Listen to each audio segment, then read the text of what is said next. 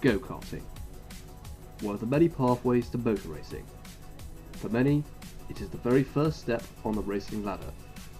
Some of the best racing drivers of all time have started their careers here. There are exciting events every month at both tracks, but for some, go-karting is known for just being a fun, wonderful experience that isn't always taken seriously. Well, that's sort of the beauty of karting. It's accessible from all platforms. I mean, if you wanted to go in at the race driver level, you really can. I mean, there's competition all over karting. But on the other hand, if you wanted to come in at a base level, there's beginner karts, there's beginner tracks. It's just very accessible for every driver. That's the beauty of karting. So I mean, it can be good for extreme sports, for thrill seekers, but I mean, it's also good for cadets, for kids, for just family enjoyment. I think it can be both.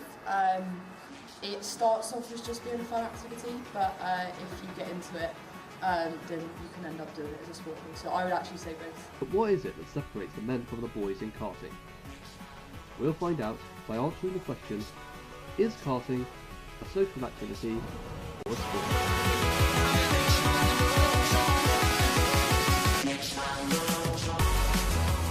The first ever go-kart was built in 1956 by American Art Ingalls, a race car builder for Curtis Craft, a regular team in the Indy 500 in the 50s. Almost straight away his creation became popular and spread to other countries, particularly in Europe, where it still has a large following today. The karts tend to have no suspension, so the chassis has to be flexible enough to work as a suspension, and stiff enough not to break or give way on a turn.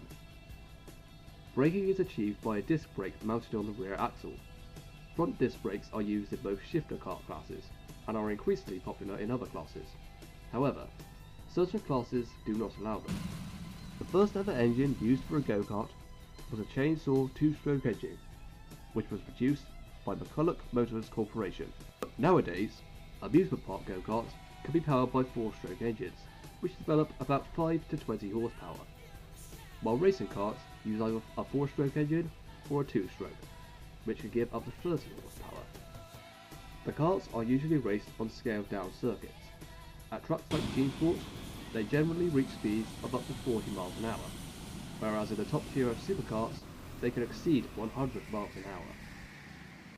There are two different types of cars at Team Sport, an adult kart for drivers aged 13 and over, and a cadet kart for drivers between the ages of 8 and 13. But what else is it that separates these two? Right, so obviously there is the power difference, which you said. I think it's about 80cc difference, but the cadet karts also got a shorter wheelbase, so I mean they handle a lot better than the adult karts, which means for cadets, they turn on a dime, they're a lot quicker. I mean, what we say is they handle like houseflies, really. That's the best part of the cadet karts. Not quite as powerful, but they do take a corner a lot better than the adult karts. The staff at Team Sport all have a variety of jobs during their shift, from marshalling to serving drinks at the bar. I'm a manager of laser combat, which also is in the building here, go-karting.